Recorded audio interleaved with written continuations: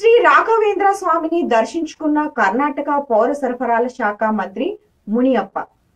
మంత్రాలయం శ్రీ రాఘవేంద్ర స్వామిని దర్శించుకునేందుకు కర్ణాటక పౌర సరఫరాల శాఖ మంత్రి మునియప్ప వచ్చారు.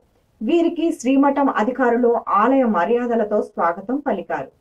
ముందుగా గ్రామదేవత మాంచాలమ్మను దర్శించుకుని ప్రత్యేక పూజలు నిర్వహించి మంగళహారతులు ఇచ్చారు.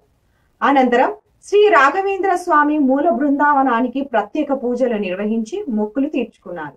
వీరికి మఠం పీఠాధిపతి తీర్థస్వామి శాలవా కప్పి పరిమళ ప్రసాదం శ్రీ రాఘవేంద్ర స్వామి మెమెంటో అందజేసి ఆశీర్వదించారు.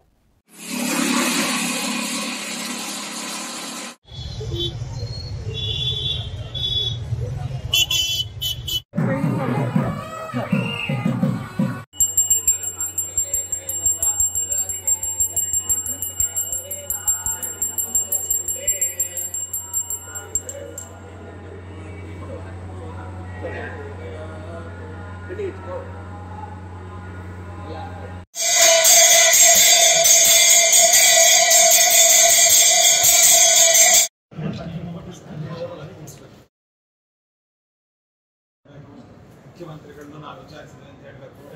ನಮ್ಮ DK ಶಿವಕುಮಾರ್ ಅವರು ಕೂಡ ರಾಹುಲ್ ಗಾಂಧಿ ಅವರು ಅಂದಾಗೆಲ್ಲ ಬಂದಿದ್ರು.